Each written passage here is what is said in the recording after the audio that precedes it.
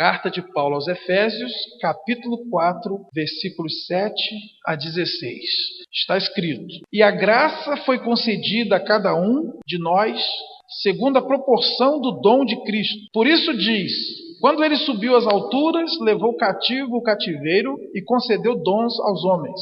Ora, que quer dizer subiu, senão também que havia descido até as regiões inferiores da terra? Aquele que desceu é também o mesmo que subiu, acima de todos os céus, para encher todas as coisas. E ele mesmo concedeu, uns para apóstolos, outros para profetas, outros para evangelistas e outros para pastores e mestres, com vista ao aperfeiçoamento dos santos, para o desempenho do seu serviço, para a edificação do corpo de Cristo, até que todos cheguemos à unidade da fé e do pleno conhecimento do Filho de Deus, perfeita varonilidade, à medida da estatura da plenitude de Cristo, para que não mais sejamos como meninos, agitados de um lado para outro e levados ao redor por todo vento de doutrina, pela artimanha dos homens, pela astúcia com que induzem ao erro, mas, seguindo a verdade em amor, cresçamos em tudo naquele que é a cabeça, Cristo, de quem todo o corpo, bem ajustado e consolidado, pelo auxílio de toda a junta, segundo a justa cooperação de cada parte,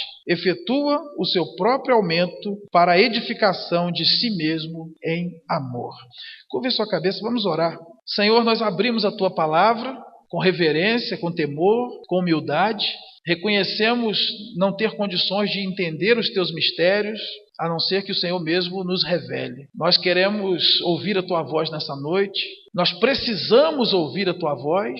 A Tua palavra é que faz arder o nosso coração, a Tua palavra é que faz a diferença em nossa vida, a Tua palavra é lâmpada para os nossos pés e luz para os nossos caminhos. Portanto, Deus, que o Senhor mesmo providencie para nós um ambiente adequado, repreenda toda manifestação do inimigo, toda manifestação carnal, e faça com que somente a Tua voz se faça ouvir nesse lugar. Prepara o nosso coração, prepara a nossa alma, que sejamos uma terra boa nessa noite a receber essa semente e que ela brote e frutifique para a honra e glória do Teu nome. Assim nós te pedimos em nome de Jesus. Amém. Os irmãos podem se assentar. Como alcançar o crescimento em todas as áreas da vida? Esse texto no versículo 15 diz: cresçamos em tudo. Nós podemos observar que nesse mundo tudo que tem vida e é saudável cresce. É o princípio do crescimento natural. Uma árvore cresce, um animalzinho cresce, uma criança cresce, uma família cresce, uma igreja cresce. Se algo tem vida e é saudável, haverá crescimento. E não estamos falando de crescimento numérico apenas. Crescimento em todas as áreas. E se existe alguém que não quer que fiquemos estagnados, é o Senhor Deus. Ele quer nos dar crescimento em todas as áreas. E o maior exemplo disso é o que a Bíblia diz de Jesus. Lá em Lucas 2,52 está escrito que ele crescia em tudo. Ele crescia em sabedoria, crescia em estatura e crescia em graça. Portanto, se nós tivermos a vida de Deus em nós, e se nós vivermos uma vida saudável com Deus, nós vamos crescer em todas as frentes. Vamos crescer espiritualmente, emocionalmente, humanamente, profissionalmente, intelectualmente, ministerialmente e em tudo mais que dá para crescer nessa vida. E essa é a vontade de Deus para nós, o nosso crescimento. E eu queria caminhar com os irmãos nessa noite sobre alguns passos que nós precisamos dar para que haja crescimento em nossas vidas. O que é necessário que haja em nossa vida para que venhamos a atingir esse crescimento em todas as áreas? Para que possamos crescer em tudo, como é a vontade de Deus para as nossas vidas. Esse texto aqui nos traz alguns princípios que eu gostaria de, mais uma vez, compartilhar com a igreja. E é o que nós queremos para a igreja nesse ano. E é o que nós queremos para os crentes dessa igreja, que haja crescimento em todas as áreas. E a igreja deseja para você, Deus quer que haja crescimento em sua vida em todas as áreas. Mas o crescimento é fruto daquilo que se vive com Deus. Alguns princípios que nós observamos nesse texto para que haja crescimento, o primeiro deles está no verso 8, no verso 11 e no verso 12. Diz assim: por isso diz, quando ele subiu às alturas, levou cativo o cativeiro e concedeu dons aos homens. E no verso 11, e ele mesmo concedeu uns para apóstolos, outros para profetas, outros para evangelistas e outros para pastores e mestres, com vistas ao aperfeiçoamento dos santos para o desempenho do seu serviço, para a edificação do corpo de Cristo. O primeiro passo que nós precisamos dar, se quisermos crescer, é aceitar os líderes espirituais como dons de Deus para o nosso crescimento. Aqui diz que Jesus concedeu dons aos homens, e os dons que ele concedeu foram essas pessoas: apóstolos, profetas, evangelistas, pastores e mestres. Pessoas que são dons e que têm dons para conduzir as pessoas no caminho do crescimento. Dificilmente alguém que rejeita o ensino, que rejeita a autoridade espiritual, consegue ter crescimento em todas as áreas da sua vida. A palavra diz aqui, no versículo 12, que Deus deu esses homens como dons com vistas, ou seja, com a finalidade de haver aperfeiçoamento dos santos. Aperfeiçoamento no original é equipar com ferramentas. Na verdade, esses homens que são dons de Deus para a vida das pessoas, eles dão ferramentas, equipamento para que a pessoa possa desenvolver o seu serviço. Porque todo crente tem um serviço a fazer. E para executar esse serviço precisa de ferramentas. E Deus concede dons à igreja, pessoas como dons à igreja, para fornecer essas ferramentas. Portanto, se nós queremos crescer como pessoas e queremos crescer como igreja, nós precisamos reconhecer esses homens como dons de Deus. A liderança que Deus estabelece na igreja não é para atrapalhar a vida de ninguém, não é para tolir a vida de ninguém, não é para policiar a vida de ninguém. A liderança que Deus estabelece na igreja é para que haja aperfeiçoamento dos santos para que eles possam desenvolver o seu serviço. Porque tudo que nós sabemos, um dia alguém ensinou para nós. E daqui a pouco Deus vai usar a nós para ensinar a outros, porque é assim que a coisa funciona no reino de Deus. Então, se nós rejeitarmos o conhecimento, o ensinamento dessas pessoas, nós não poderemos crescer. Lá no versículo 16, Paulo diz que o corpo bem ajustado e consolidado, ele cresce. Então, esses líderes, esses homens, essas mulheres, foram dados por Deus para colocar as coisas no seu devido lugar, porque nada que é desajustado cresce. E nós sabemos perfeitamente o que é um ajuste. Todo mundo aqui já ajustou um parafuso, já ajustou uma lâmpada. Está piscando, você ajusta, ela funciona. Está frouxo, você ajusta, ele fica seguro. Então, esses homens que foram dados por Deus é para que a igreja fique ajustada. Cada um no seu devido lugar, cada um reconhecendo o seu papel. E assim, a igreja, ela mesma efetua o seu crescimento em amor para a glória de Deus. E eu posso dizer para vocês, é muito ruim ficar sem pastor. Jesus, quando observou Jerusalém de longe, ele disse: eu tenho compaixão desse povo, porque eles estão desgarrados e desviados, como ovelhas que não têm pastor. Quando nós ficamos sem orientação espiritual, a gente perde a direção. O último versículo do livro dos Juízes diz assim: naqueles dias não havia rei sobre a terra, cada um fazia o que achava mais certo. Se não há liderança instituída, se não há respeito à liderança, se ninguém aceita a autoridade da liderança, o resultado é que cada um vai fazer o que pensa. Cada um vai fazer o que acha mais certo. E o resultado é que não vamos a lugar algum. E eu não estou falando aqui de pastor Gerson Moura Martins, não. Estou falando da liderança da igreja, seja quem for. A igreja precisa aceitar a autoridade espiritual dos seus líderes. E eu falo para os irmãos com todo carinho, com toda sinceridade. Não precisa concordar comigo sempre. Não precisa gostar de mim sempre. Mas enquanto Deus me colocar como pastor aqui, vocês têm que me ouvir. Vocês têm que me obedecer. Vocês têm que conversar comigo. Vocês têm que se abrir comigo. Vocês têm que vir orar comigo. Vocês têm que fazer gabinete comigo. Porque se nós não reconhecemos a autoridade espiritual da liderança, a igreja não vai a lugar nenhum. Por quê? Se nós não ouvirmos a orientação dessas pessoas, que até prova em contrário, são orientadas por Deus e ouvem a voz de Deus para orientar a igreja, vai acontecer conosco o que está escrito aí no verso 14. Vamos ser meninos agitados de um lado para outro e levados ao redor por todo o vento de doutrina. Mas nós sabemos que a igreja tem vocação, a igreja tem ministério. E a liderança que Deus colocou aqui foi para que o povo daqui cumpra seu ministério.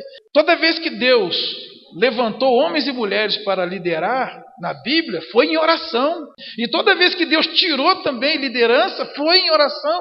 E esse é o nosso papel, orar pela liderança, para que essa liderança não estiver ouvindo a voz de Deus, que Deus mande outros líderes. Mas enquanto houver uma liderança instituída, se eu quero crescer, eu preciso ouvir.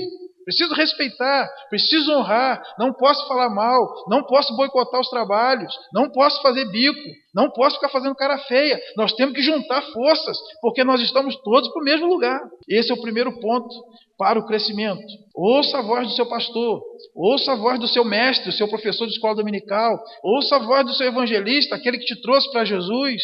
Ouça a voz daqueles homens e mulheres que Deus colocou como um dom para você, não como um policial para vigiar você, não como um ditador para poder estabelecer ordens para você. É um dom de Deus, um presente de Deus para você. Porque eu posso te garantir, é muito ruim viver sem pastor, viver sem liderança.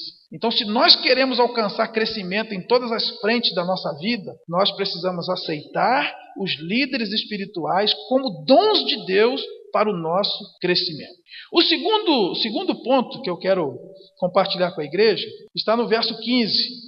Seguindo a verdade em amor, cresçamos em tudo naquele que é a cabeça, Cristo. Nós precisamos seguir a verdade em toda e qualquer situação. Nós vivemos num mundo em que as pessoas dizem abertamente que não existe a verdade. A verdade não existe. Você tem a sua verdade e eu tenho a minha. Mas a Bíblia diz que existe a verdade.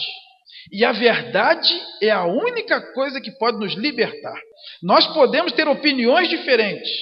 Nós podemos ver as coisas por ângulos diferentes. Mas existe uma verdade. E a verdade é Cristo. Ele disse, eu sou o caminho, a verdade e a vida. A verdade para nós é aquilo que Deus diz que é verdade. A palavra de Deus é verdadeira. O Salmo 119 tem centenas de versículos e todos eles exaltam a beleza da palavra de Deus. E várias vezes lá está escrito, a palavra de Deus é verdadeira. Os testemunhos de Deus são fiéis. Existe a verdade sim, ainda que alguns dizem que não há verdade. Se você atravessa com seu carro um cruzamento e você está certo, um outro atravessa e bate em você, aí ele diz que ele está certo. E quando chega a perícia, ele diz que você avançou e você diz que ele avançou. Não tem testemunha, não tem filmagem, não tem gravação. O que é a verdade? A palavra de um contra a palavra de outro. Talvez a autoridade policial não vai saber estabelecer a verdade, mas existe uma verdade. Quem avançou sabe que avançou. Quem errou sabe que errou. E talvez alguns de nós já tenhamos passado por essa experiência. E eu já passei, eu disse, Deus viu o que aconteceu aqui. E você sabe o que aconteceu, eu sei e Deus sabe. Então, se você quiser sustentar isso aí, não sou eu que vou te pegar pelo colarinho para você concordar comigo. Mas Deus viu o que aconteceu aqui. E de alguma maneira, Deus foi misericordioso, a pessoa entendeu e pagou o prejuízo, porque de fato ele tinha atravessado na minha frente. Existe uma verdade. Eu posso dizer para você que essa folha é branca e você dizer para mim, olha, é o senhor que está dizendo que é branco. Para mim, é vermelho. Quem foi que disse que é branca? Mas existe uma verdade. Seja branca, seja vermelha, seja preta, seja verde.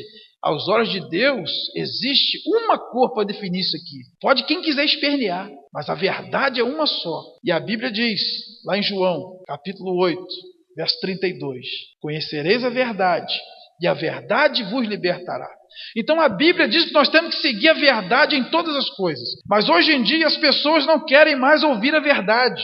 As pessoas querem ouvir o que lhe agrada. Quando alguém vai procurar aconselhamento, quase que a gente tem que perguntar antes, né? Aqui, meu querido, você quer a verdade ou você quer que eu te agrade? Vou perguntar antes para a gente não ficar inimigo. Porque a pessoa chega com uma questão, você diz para ela o que está escrito, o que é verdade, a pessoa ainda fica aborrecida contigo. As pessoas não querem ouvir a verdade, porque a verdade às vezes dói. A verdade às vezes machuca, mas a verdade não deixa cicatriz. A verdade liberta. A mentira tem perna curta. Quem mente uma vez vai ter que mentir duas, porque ele vai ter que mentir de novo para sustentar essa mentira. E depois vai ter que mentir a terceira vez para sustentar as duas. E depois vai ter que mentir a quarta vez para sustentar as três. E no Salmo 19 diz que um abismo chama outro abismo. E daqui a pouco a pessoa está vivendo uma novela de mentira. Nem ela sabe mais o que é verdade na vida dela. Tudo para não dizer, fui eu mesmo, me perdoe. Apareceu uma coisa quebrada. Todo mundo jura de pé junto que não foi. Todo mundo jura pela mãe mortinha que não foi. E às vezes pessoas inocentes vão responder por algo que nós sabemos que aconteceu e que foi culpa nossa. Pode haver consequência, mas a coisa certa a fazer é fui eu assumo, eu me responsabilizo. A verdade liberta. Você nunca mais vai dormir preocupado com aquilo. Você nunca mais vai sentir culpa por aquilo. Nunca mais o diabo vai te acusar por causa daquilo. Se você disser, é verdade, fui eu assumo. Fui eu que falei, eu errei, me perdoe. A verdade liberta. E não existe precedente na Bíblia para a gente fugir da verdade. Ah, mas e mentir para ajudar? Não existe. Romanos capítulo 3, versículo 8 está escrito: pratiquemos males para que venham bens? De modo nenhum. Os fins não justificam os meios. Toda vez que alguém mentiu na Bíblia e parece que Deus concordou, foi por pura misericórdia. Foi por saber que a pessoa fez o que sabia fazer, como no caso de Raabe, uma prostituta que mentiu para esconder os espias do povo de Deus. O que se poderia esperar moralmente daquela mulher? E Deus então viu a intenção dela e a poupou. Mas nós que conhecemos a verdade, temos que viver a verdade. A Bíblia diz que ninguém pode nada contra a verdade, senão pela própria verdade. Então, se queremos crescer em todas as áreas, nós temos que abraçar a verdade como ferramenta da nossa vida. Nós temos que nos cingir com a verdade. A armadura de Deus diz que o cinto da armadura é a verdade. É o que amarra tudo. Porque não adianta eu botar uma calça bonita, se eu não botar o cinto, ela cai. Você pode ter todas as peças da armadura, mas se não tiver o cinto para prender a armadura, ela cai. Você fica vulnerável e o inimigo te acerta ali onde a armadura tiver falha. O cinto é a verdade, é o que amarra tudo. Não minta, não esconda, não fale meias verdades, não deixe a pessoa entender diferente.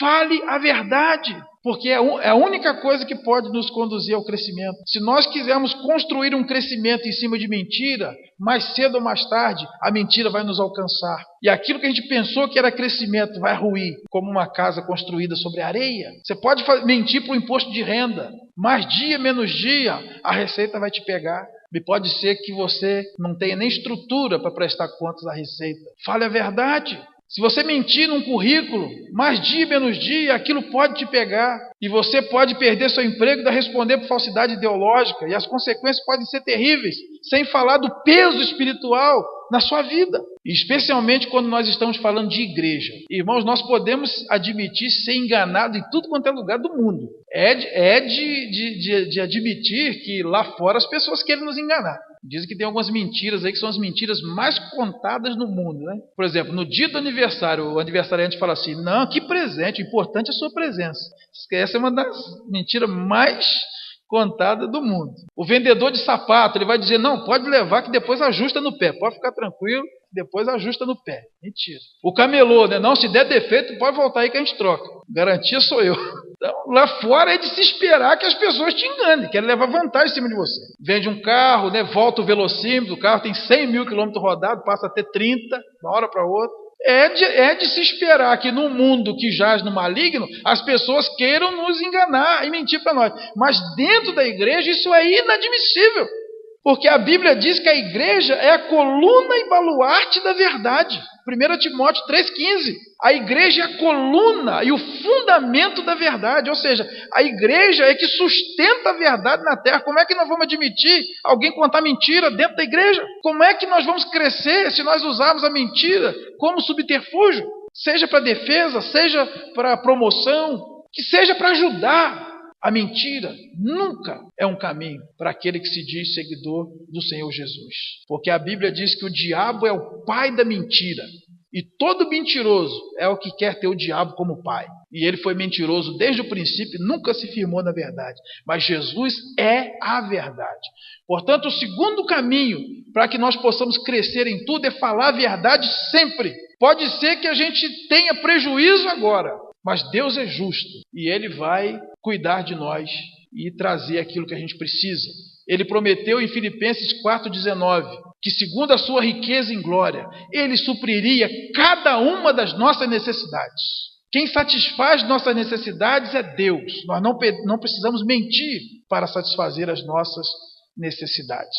Eu me lembro de uma história de um irmão que ele foi demitido da empresa porque o patrão pediu que ele fizesse lá uma mutreta, né, nas contas, e ele falou assim: não, isso eu não vou fazer porque a minha fé não permite. E ele foi sumariamente demitido, como provavelmente você também será, caso haja da mesma forma. Lá fora eles querem resultado. Se você não fizer o que o chefe está mandando, ele vai te demitir. E o irmão ficou muito turbado na fé, porque ele disse: poxa, eu fui sustentar minha fé, fui sustentar a verdade e fui demitido. Aí um dia, um amigo desse empresário que o demitiu perguntou: rapaz, você não tem ninguém para indicar para trabalhar comigo? Eu estou precisando de uma pessoa de confiança para trabalhar comigo. Ele falou: eu conheço um cara bom para trabalhar com você, é o fulano de tal, o irmão. Mas ele trabalha contigo? Não, eu demiti ele, tem uns meses eu demiti ele. Ele falou: rapaz, você é meu amigo? Pô? Você demitiu o cara, agora quer empurrar o cara para mim? Eu falei: não, para mim não servia não, mas para você que quer uma pessoa honesta, pode pegar que você não vai se arrepender. E o próprio empresário que demitiu o irmão indicou e ele foi contratado para trabalhar com um amigo dele. Porque Deus é justo, irmão. Se você falar a verdade, sustentar a verdade, pode ser que um ou outro fique até de cara virado para você. Mas o dia que eles precisarem de alguém de confiança, é vocês que eles vão procurar. Se você ajudá-lo a mentir hoje, você nunca mais vai ter confiança com ele, nem com ninguém. Se você mentir para ajudar seu chefe hoje, nunca ele vai confiar em você para te colocar numa posição de confiança, porque sabe que você é mentiroso. Basta apertar e ameaçar que você mente. Seguir a verdade. Mas, ele está dizendo, ao invés de vocês ficarem agitados de um lado para o outro como meninos, vocês serem enganados aí pela astúcia dos homens que induzem ao erro, vocês devem seguir a verdade. Existe uma verdade.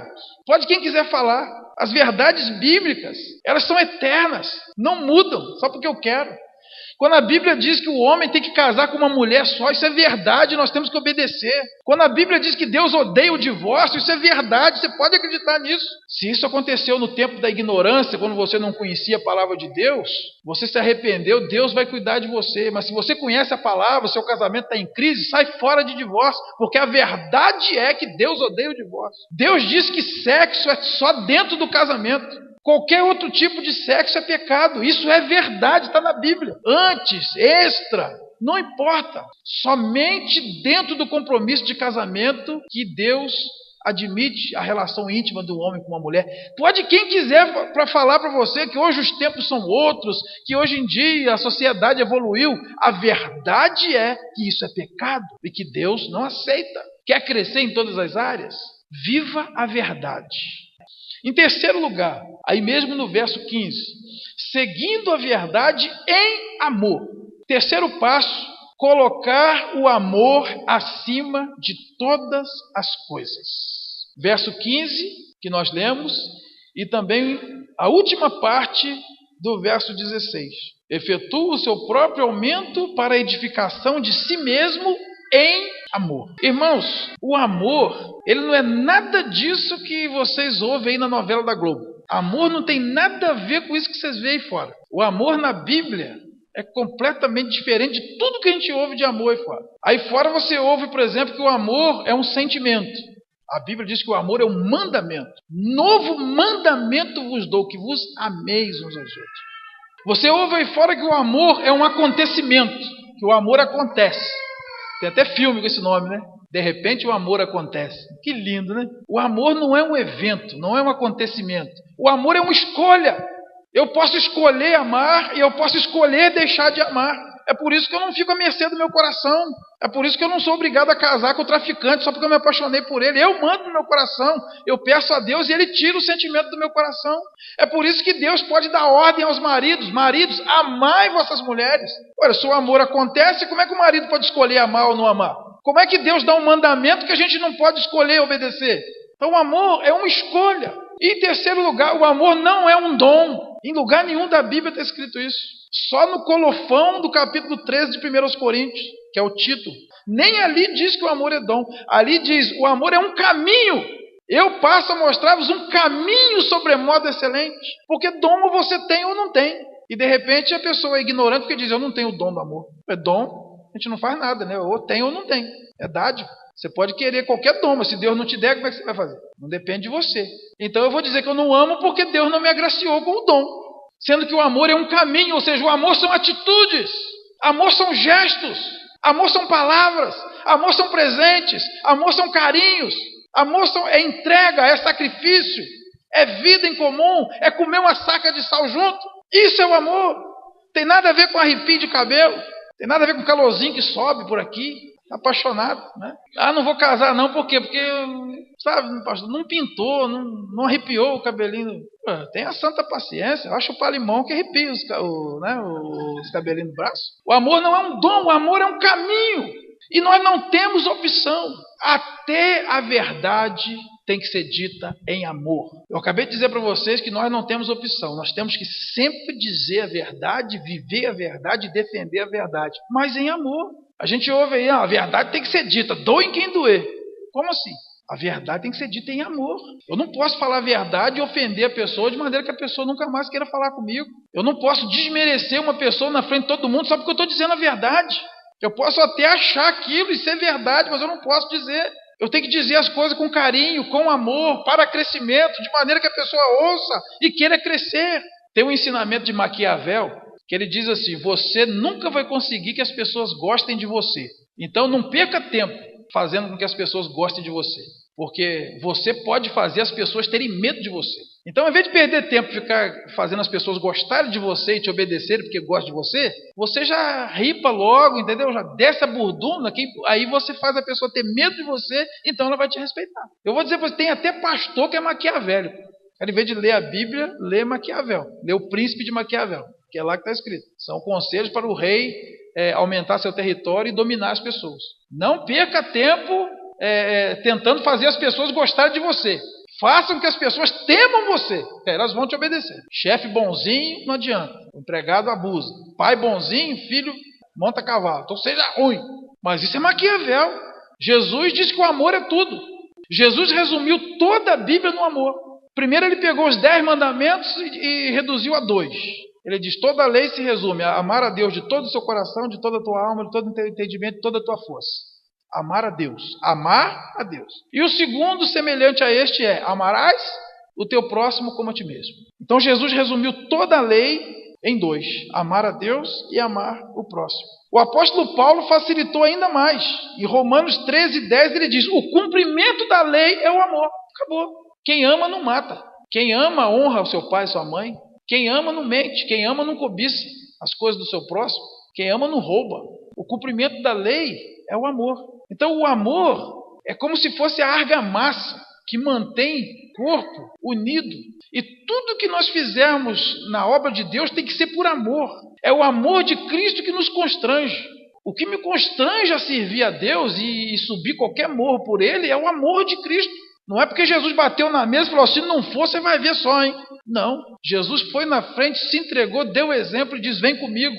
E não há nada que a gente não faça por Jesus por amor. E é uma vergonha quando nós, por amor, não temos compromisso com a obra de Deus. Porque a Bíblia diz que Deus nos amou de tal maneira que deu o seu Filho. Ninguém tem maior amor do que este, de dar a própria vida em favor dos seus amigos.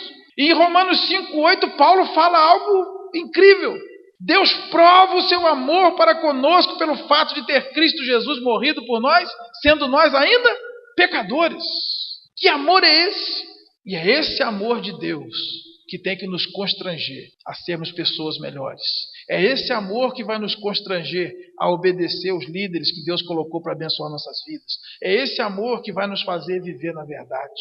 E mesmo a verdade tem que ser vivida e seguida em amor. Qualquer coisa que a gente faça para Deus, na igreja e fora da igreja, se não for por amor, nada disso aproveita. É só você ler 1 Coríntios 13, que você vai ver lá. Você pode falar tudo quanto é linha de mistério de língua estranha. Se não tiver amor, não adianta. Você pode profetizar futuro, pode ter visão.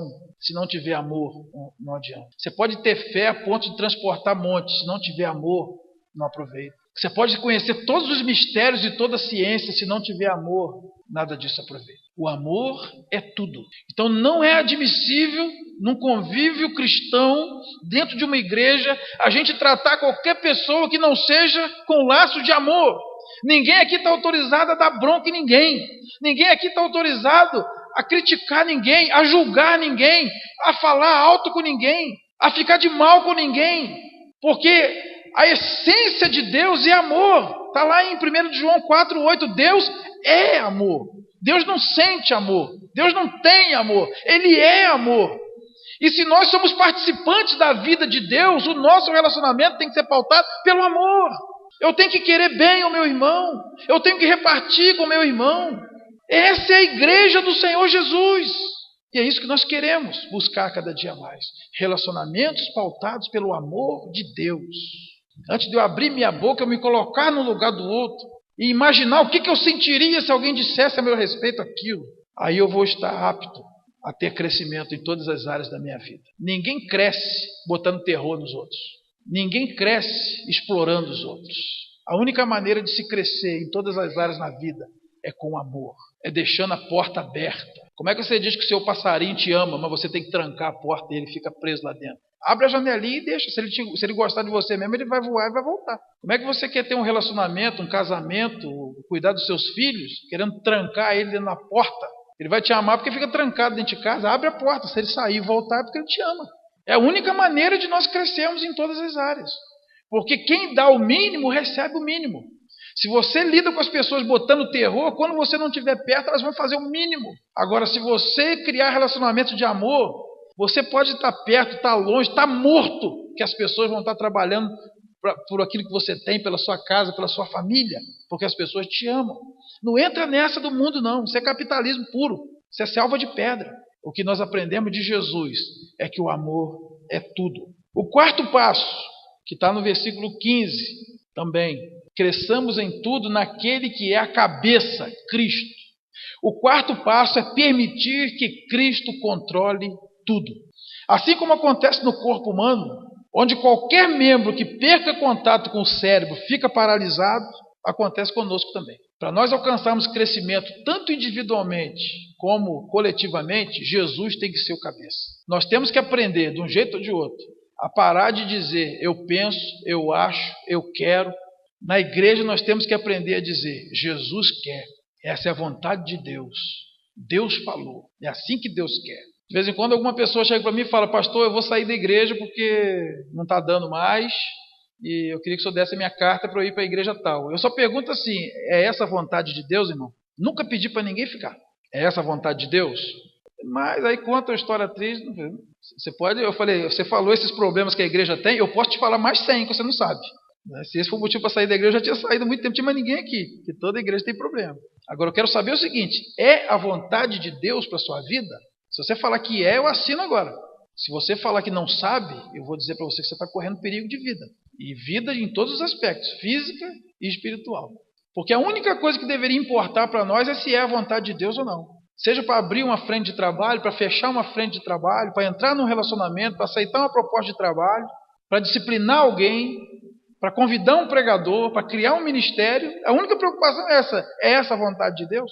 Porque quem manda é a cabeça. A mão só faz isso porque o cérebro manda. Os pés só caminham porque o cérebro manda. O organismo funciona porque o cérebro manda. Se tiver morte cerebral, já era. Pode botar no tubo lá para não apodrecer, mas morte cerebral, acabou. E se você cortar qualquer membro do corpo e botar ele ali afastado, ele vai apodrecer. Se você cortar um braço e botar ele lá em cima da mesa, ele continua sendo um membro do corpo?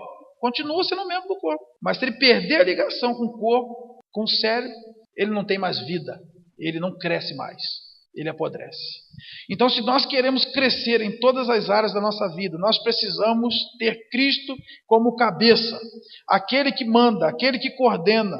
Precisamos deixar que Ele coordene todas as áreas da nossa vida, deixar que Ele pense por nós, que Ele decida por nós. Foi isso que Paulo escreveu lá em 1 Coríntios 2,16. Nós temos a mente de Cristo. E em Gálatas 2,20 ele ainda falou, foi além. Ele disse: já não sou eu quem vive, mas Cristo vive em mim. Então a minha vontade, o que eu penso, o que eu acho, o que eu quero, não quer dizer nada. Só tem uma coisa que importa para mim: o que Deus pensa, o que Jesus pensa disso. Porque não é mais meu interesse que conta, é o interesse do Senhor Jesus. Cristo precisa ser o cabeça. Se eu me desvencilhar da cabeça, se eu me desligar da cabeça, eu não cresço mais. Eu vou atrofiar e se eu separar de vez, eu vou apodrecer. Cristo precisa ser o cabeça. Precisamos permitir que Cristo controle tudo. E tudo é tudo. Cristo precisa controlar não só a minha vida espiritual, meu ministério na igreja, não. Cristo tem que controlar meu dinheiro. Cristo tem que controlar a administração da minha empresa. Cristo tem que controlar meus relacionamentos. Cristo tem que controlar a minha vida sexual, a minha vida em família. Cristo tem que controlar a minha saúde. Cristo tem que controlar meu estômago, porque a gula é pecado. Cristo tem que controlar meu temperamento. Cristo tem que controlar minha boca, meus olhos. Cresçamos em tudo naquele que é o cabeça, Cristo. Ou seja, a cabeça tem que coordenar todas as áreas da nossa vida. Enquanto nós tivermos baús fechados com cadeados dentro do nosso coração, nós não vamos crescer. Temos que render a Cristo. Será que há em nós alguma coisa não rendida a Cristo até hoje? Não, isso aqui eu não quero que mexa. Isso aqui eu não quero igreja se metendo, não quero pastor se metendo. Isso aqui sou eu. Não tem como ter crescimento. Você vai atrofiar e vai apodrecer se Cristo não for a cabeça também disso aí que você está vivendo. Em quinto lugar e último, nós devemos buscar a comunhão e a cooperação com o nosso próximo. No verso 16. Cristo é a cabeça e dele, todo o corpo, bem ajustado e consolidado, pelo auxílio de toda a junta, seguindo a justa cooperação de cada parte, efetua o seu próprio aumento para a edificação de si mesmo em amor. Então Cristo é o cabeça, é Ele que dá o comando, Ele dá as ordens. A liderança que Deus concedeu como dons à igreja é que faz os ajustes, ajuda o crente a ter uma vida ajustada, ajuda cada um a estar no ministério certo, usando o seu dom de maneira correta. Então a liderança vai ajustar o corpo. A mão vai pegar, o pé vai andar, a boca vai mastigar, a liderança vai distribuir os membros do corpo, cada um de acordo com a atividade, aquilo que Deus falou com ele. Agora falta o último detalhe que depende muito mais de nós. Nós precisamos estar ligados uns aos outros, consolidado pelo auxílio de toda a junta. Para que serve a junta? Para juntar. A junta junta os membros. Então, a única maneira da gente transmitir crescimento um para o outro é a gente estar junto. Ou você acha que você vai crescer sozinho? Vamos dizer que você é a orelha do corpo. Eu vou crescer, eu vou buscar meu crescimento. Porque hoje ninguém fala nós mais, né? Eu. Então eu sou a orelha, eu vou crescer sozinho. Aí vem aquele corpo, uma orelha desse tamanho. Esse corpo está deformado. Isso é um lobisomem. Isso é um monstro. Porque é um corpo pequenininho com uma orelha desse tamanho. Porque só a orelha cresceu. Então, os membros do corpo, eles têm tanto que pegar o nutriente do outro membro, que está juntinho dele, como ele tem que passar também o nutriente para o outro membro. Então, quando há essa justa cooperação, quando um membro coopera com o outro, ou seja, opera junto com o outro, ele opera o crescimento do próprio corpo, em amor. Então, irmão, quem é que vai fazer essa igreja crescer? A cooperação de cada membro. Você é membro dessa igreja? Qual é a sua cooperação? Não, hoje eu não vou, porque hoje não é meu ministério que está na direção do culto. Hoje é culto de jovem. Eu sou homem, não vou. Hoje eu não vou abrir a janela, não, porque não sou eu na escala. Não vou. Não, hoje dá para me pregar, não. Hoje não sou eu, não. Se cada um fizer aquilo que é do seu interesse ou aquilo que acha que deve fazer, como é que nós vamos crescer? O crescimento é quando há cooperação, um membro ajudando o outro. Hoje não é o meu dia, mas vou te ajudar. Hoje eu não estava na escala, mas pode contar comigo. Quando os membros cooperam uns com os outros, debaixo desses princípios todos que eu falei antes, não tem como o corpo não crescer. Como é que esse corpo não vai crescer? Se Jesus é o cabeça, ele dá as ordens, é para lá, é para cá, é para cima, é para baixo, é sim, é não. É Jesus no comando, ele é a cabeça. Tem uma liderança comprometida com Deus que faz os ajustes, administra, coordena, supervisiona, bota cada um no seu lugar. E os membros, um coopera com o outro sem ciúme, sem disputa, porque o corpo é um só. E todos os membros se ajudam. Como é que esse corpo não cresce? É o crescimento natural. Porque todo corpo, todo organismo que tem vida e é saudável, ele cresce. Nenhum membro sobrevive isolado. Vamos ficar de pé, queridos, em nome de Jesus. Feche seus olhos, pense em Deus agora. Quero refletir com você. Deus não deseja que nenhum de nós fique estagnado na vida. Você pode estar pensando, poxa, eu não estou vendo crescimento na minha vida, pastor. Não estou vendo crescimento profissional, não estou vendo crescimento relacionamento, tá morno, está agarrado. Eu não estou crescendo no meu ministério, eu não estou crescendo espiritualmente. Eu estou sentindo até que eu estou piorando ainda um pouquinho do que eu era. Deus não quer que ninguém fique estagnado. Deus quer que a gente cresça em tudo, cresçamos em tudo. Olhe para você, ponha Jesus como cabeça da sua vida. Aceite a autoridade daqueles homens e mulheres que Deus colocou sobre você para ajustar a sua vida e ajustar você no corpo. Coopere uns com os outros. Não abra mão da verdade. Não faça nada sem amor. Você vai ver que Deus vai dar crescimento para você em todas as áreas da sua vida.